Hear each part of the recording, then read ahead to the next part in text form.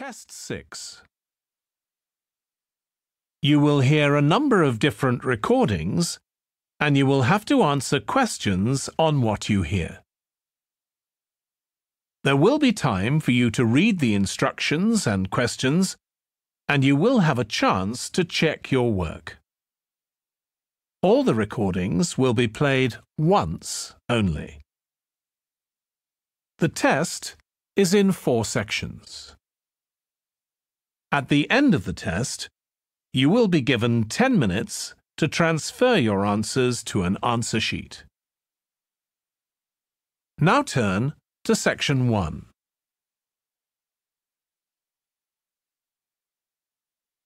Section 1. You will hear a woman phoning a box office to ask about a festival in the town of Kenton. First, you have some time to look at questions 1 to 5.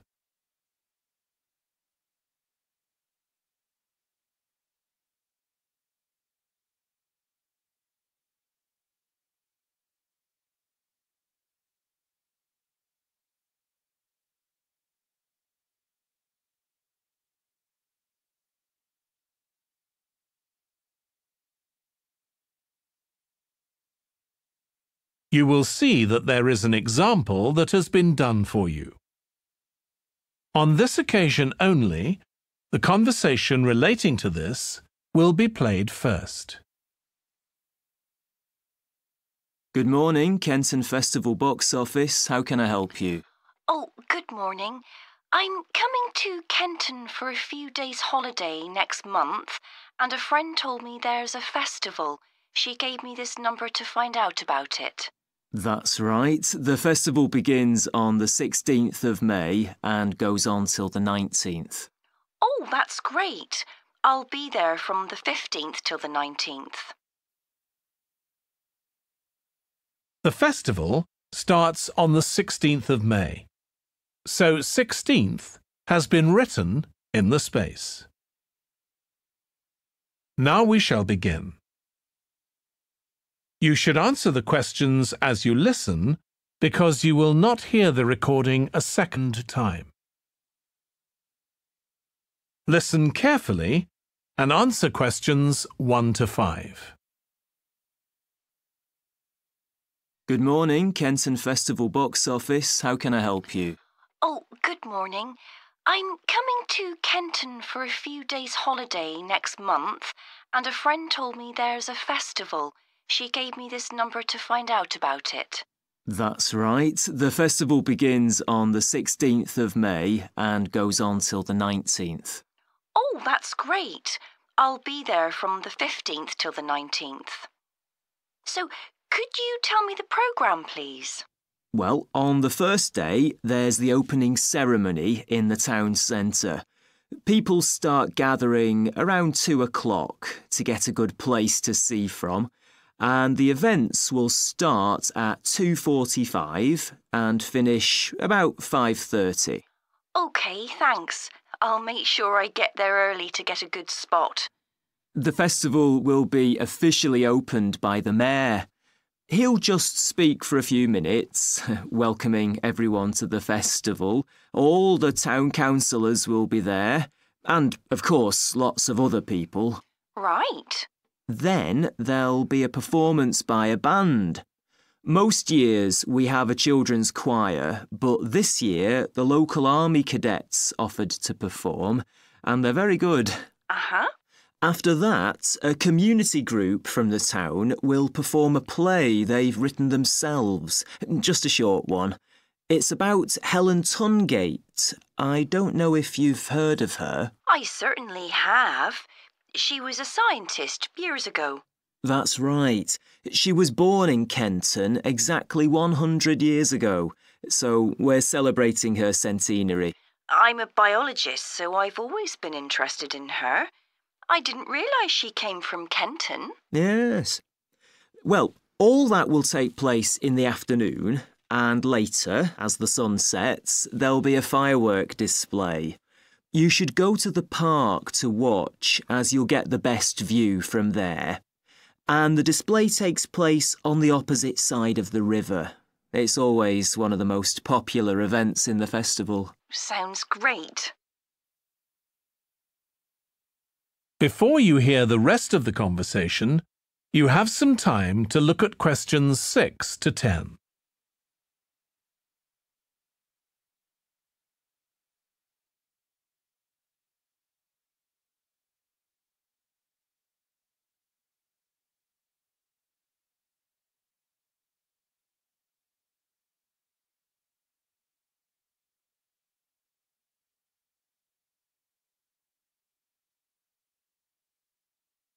Now listen and answer questions 6 to 10. And what's happening on the other days? There are several events that go on the whole time. For example, the students of the art college have produced a number of videos, all connected with relationships between children and their grandparents. That sounds interesting. It makes a change from children and parents, doesn't it? Exactly. Because the art college is in use for classes throughout the festival, the videos are being shown in Handsworth House. How do you spell the name? Handsworth.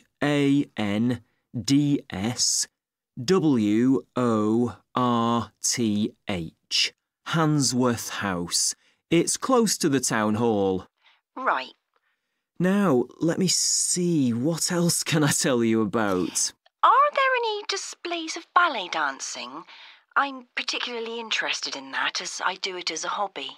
There isn't any ballet, I'm afraid, but there'll be a demonstration of traditional dances from all round the country. Well, that'd be nice. Where's that being held? It's in the market in the town centre. The outdoor one, not the covered market. And it's on at 2 and 5 every afternoon of the festival, apart from the first day. Lovely. I'm interested in all kinds of dancing, so I'm sure I'll enjoy that. I'm sure you will. And I'd really like to go to some concerts, if there are any. Yes, there are several. 3 performed by professionals and 1 by local children. And where is it being held?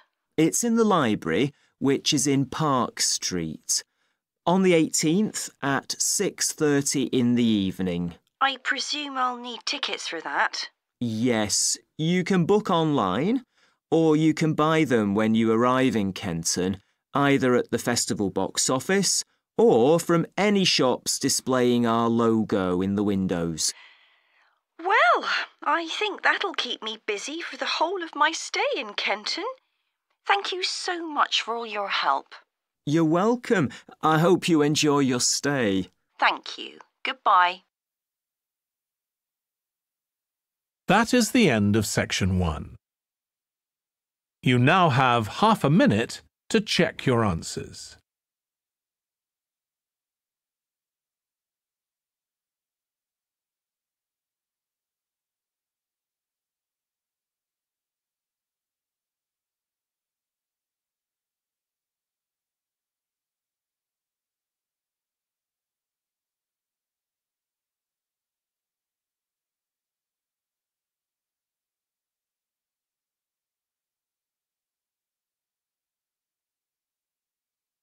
Now turn to section 2.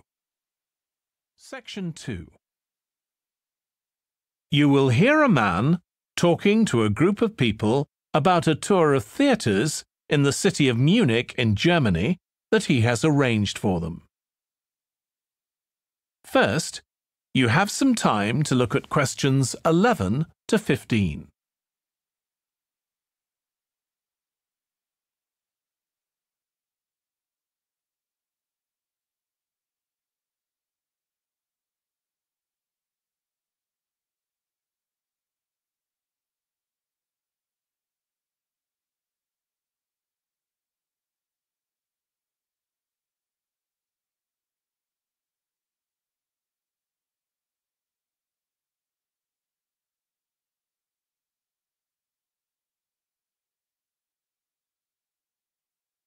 Now listen carefully and answer questions 11 to 15. Right. I've now almost succeeded in finalising plans for our tour, so I'll bring you up to date with what I know. As you know, we're flying first to Munich on Monday the 4th. The flight is at 11:30, so it's too early to have lunch at the airport. I suggest we meet there for coffee at 10, which should give us plenty of time for breakfast before we leave home. When we arrive in Munich, we'll be met at the airport by Klaus Bauer.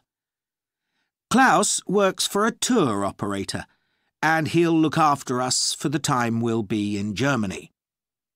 He's already liaised with the managers of the theatres we're going to visit, and he's also arranged for an officer of the National Theatre in Munich to show us round the theatre one afternoon during our stay. Now, last time we discussed this trip, I didn't have the precise cost for hotel rooms, but now I have. The normal rate at the hotel where we're staying is €150 a night for a double room. I'd hoped to get that down to €120, but in fact I've been able to negotiate a rate of €110. That'll be reflected in the final payment, which you'll need to make by the end of this week. On Tuesday, the day after our arrival, I had hoped we could sit in on a rehearsal at one of the theatres, but unfortunately that's proved very difficult to arrange. So instead, we'll have a coach trip to one of the amazing castles in the mountains south of Munich. On Tuesday evening, we'll all have dinner together in a restaurant near our hotel. From talking to you all about your preferences, it was clear that a typical local restaurant would be too meat-oriented for some of you. Some of you suggested an Italian restaurant, but I must confess that I decided to book a Lebanese one, as we have plenty of opportunities to go to an Italian restaurant at home. On Wednesday afternoon, the director of the play we're going to see that evening will talk to us at the theatre. She'll describe the whole process of producing a play, including how she chose the actors, and, as the play we're going to see is a modern one, how she worked with the playwright. Before you hear the rest of the talk, you have some time to look at questions 16 to 20.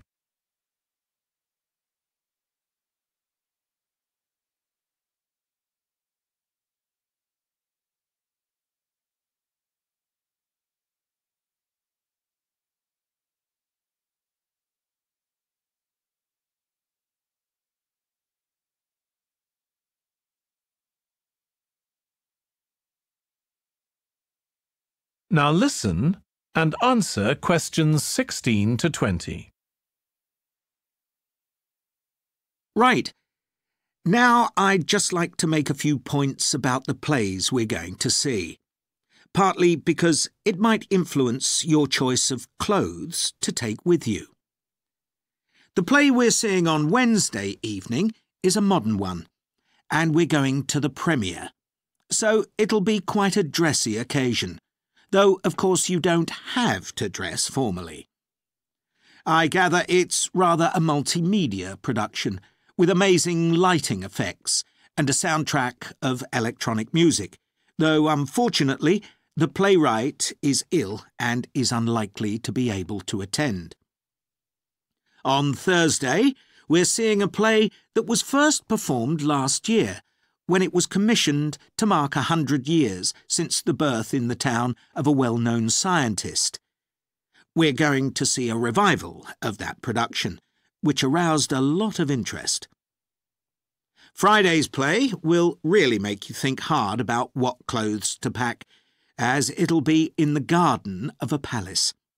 It's a beautiful setting, but I'd better warn you, there won't be much protection from the wind. On Saturday, we're going by coach to a theatre in another town, not far from Munich. This will be the opening of a drama festival, and the mayor and all the other dignitaries of the town will be attending. After the performance, the mayor is hosting a reception for all the audience, and there'll be a band playing traditional music of the region. And after having a day off on Sunday, our final play is on Monday, and it's in the stunning setting of the old town hall, which dates back to the 14th century. The performance marks the 50 years that the lead actor has been on stage, and the play is the one where he made his first professional appearance all those years ago. And the day after that, we'll be flying back home. Now, have you got any questions before I move? That is the end of section 2. You now have half a minute to check your answers.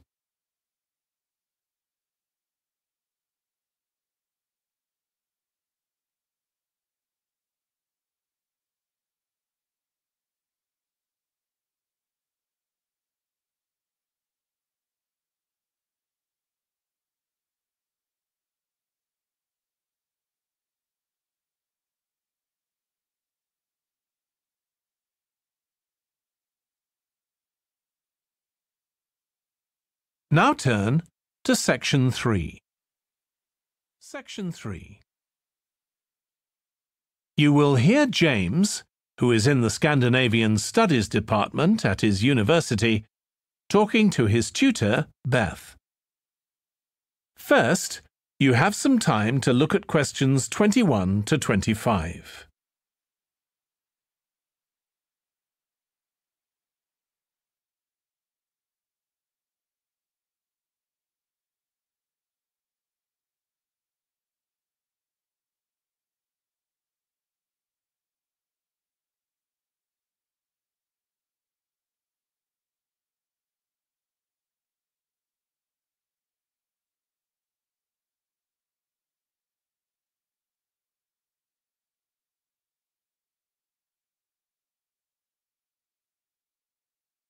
Now listen carefully and answer questions 21 to 25. Oh, good morning. You must be James. I'm Beth Cartwright. Please call me Beth. Thank you. Now, as this is your first tutorial since you started on the Scandinavian Studies course, I'd like to find out something about you. Why did you decide to take this course? Well, my mother is Danish, and although we always lived in England, she used to talk about her home a lot, and that made me want to visit Denmark. We hardly ever did, though. My mother usually went on her own. But whenever her relations or friends were in England, they always came to see us. I see. So I assume you already speak Danish, one of the languages you'll be studying? I can get by when I talk to people, though I'm not terribly accurate. Now, you probably know that you'll spend the third year of the course abroad. Have you had any thoughts about that? I'm really looking forward to it. And although Denmark seems the obvious place to go because of my family connections, I'd love to spend the time in Iceland. Oh, I'm sure it can be arranged. Do you have any plans for when you graduate? A lot of students go on to take a master's degree. I think the 4 years of the undergraduate course will be enough for me. I'm interested in journalism, and I quite like the idea of moving to Scandinavia and writing for magazines. I'd find that more creative than translating, which I suppose most graduates do. Okay. Now, how are you finding the courses you're taking this term, James? Well, I'm really enjoying the one on Swedish cinema. That'll continue next term. But the one on Scandinavian literature that's running at the moment will be replaced by more specialized courses. Oh, and by the way, if you're interested in watching Danish television programs, there's going to be a course on that the term after next. That sounds good. Have you started thinking about the literature paper that you have to write in the next few weeks? Yes, my first choice would be to do something on the Icelandic sagas. The trouble with that is that a lot of people choose that topic, and it can be difficult to get hold of the books you'll need. Why not leave that for another time? Right. You might find modern novels or 19th century playwrights interesting. I've read or seen several plays in translation, so that would be a good idea. Fine. I'll put you down for that topic. Right. So what would you advise me to aim at in the paper? First, I suggest you avoid taking one writer and going into a great deal of detail. That approach certainly has its place, but I think you first need to get an understanding of the literature in the context of the society in which it was produced, who it was written for, how it was published, and so on. I also think that's more fruitful than placing it within the history of the genre. OK, that sounds reasonable. Before you hear the rest of the discussion, you have some time to look at questions 26 to 30.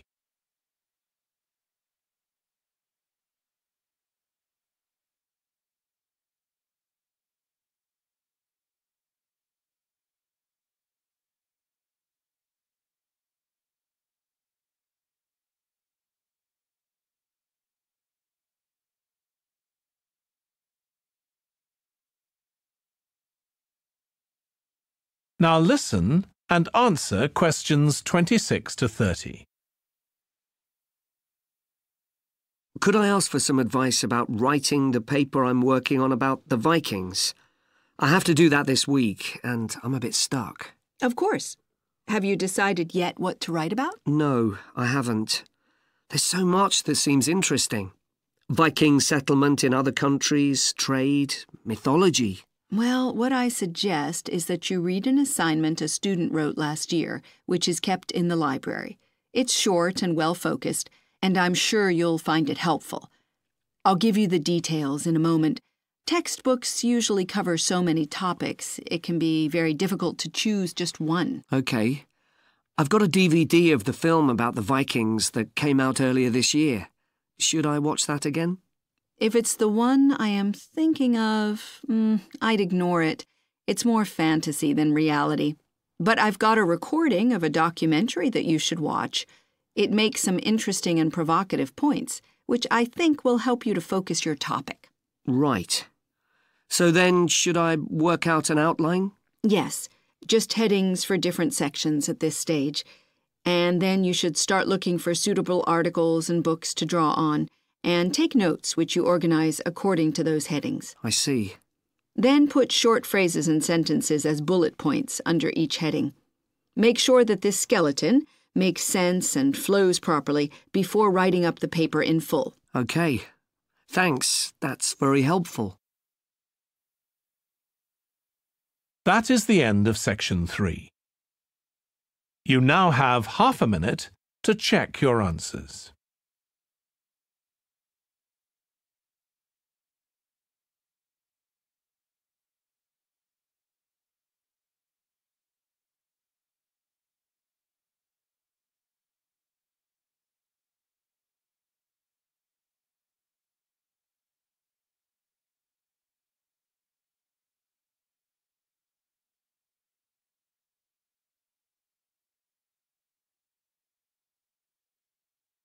Now turn to Section 4. Section 4. You will hear part of a lecture about conflict at work, given by a business studies lecturer. First, you have some time to look at questions 31 to 40.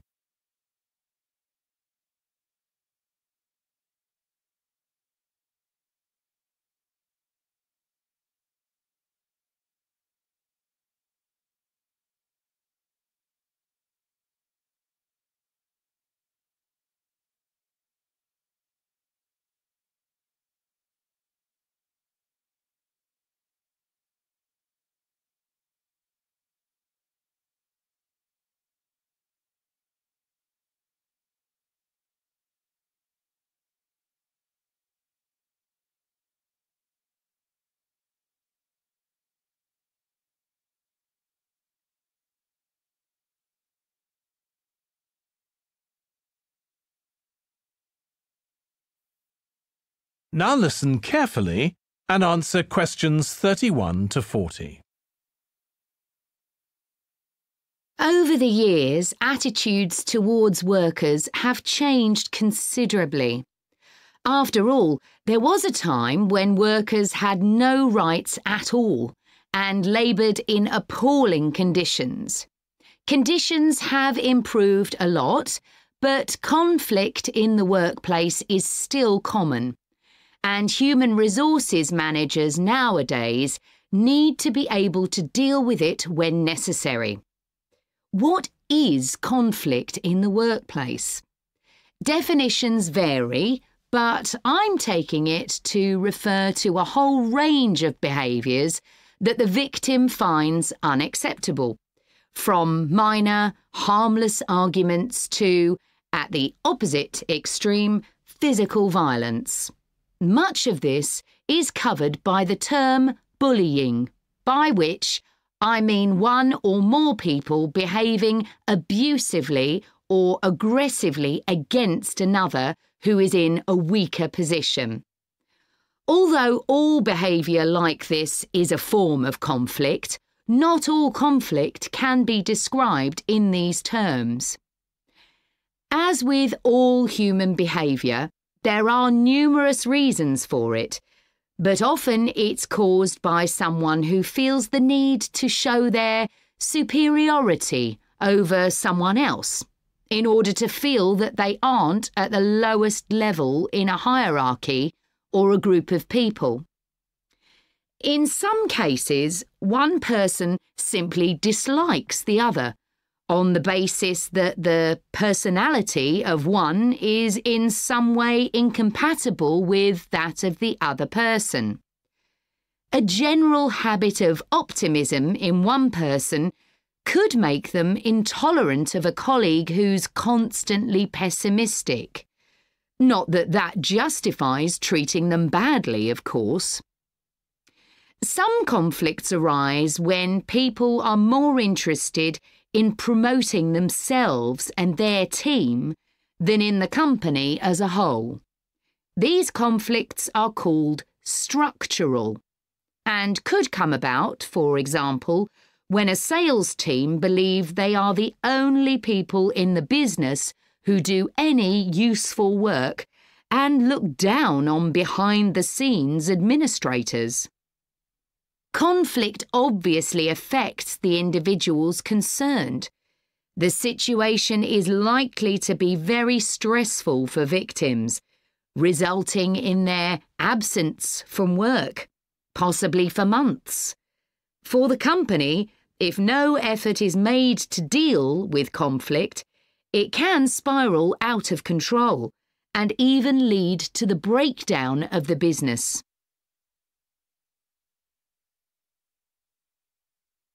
Some interesting work with chief executives, CEOs, has uncovered some of the reasons why they may treat colleagues badly. Many CEOs combine two opposing characteristics: confidence, that is, the belief that they're capable of great achievements, with a high level of anxiety, a fear of missing targets, whether set by themselves or by the directors of the company. This combination can make them respond badly to anyone who questions their decisions. In a high-pressure work environment, such characteristics become problematic, and it's particularly difficult to tackle the situation where colleagues, managers, and board members are all trying to achieve their own visions. When they can't agree on strategic issues and on where they see the business going, there are real problems. For managers at lower levels within the organisation, it might seem that an autocratic form of management, where the chief executive gives orders and everyone else has to obey, would see more conflict than others. Interestingly, though, a company with a more democratic business model, can suffer more when uncertainty about who to report to leads to conflicting demands. Now I'll say a little about dealing with the type of conflict that has harmful effects. Of course, the ideal is to prevent it arising in the first place. A good manager at any level will make efforts to earn the respect of the people they work with, particularly those who report to them.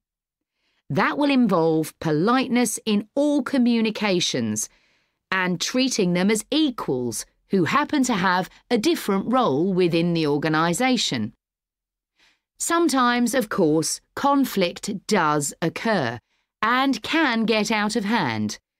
In such cases, the Human Resources Department often gets involved. However, if one of the parties in a conflict sees human resources as simply a mouthpiece for the chief executive, then an external mediator might be able to help.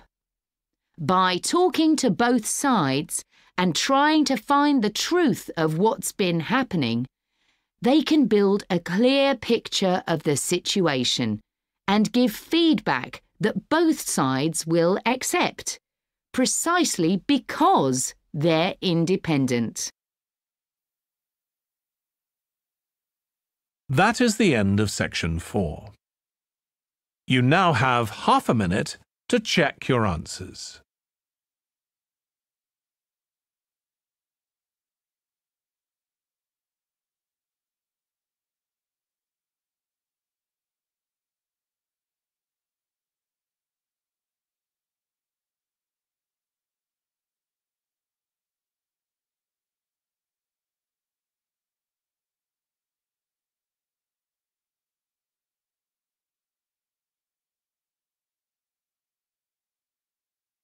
That is the end of the listening test. In the Ielts test, you would now have 10 minutes to transfer your answers to the answer sheet.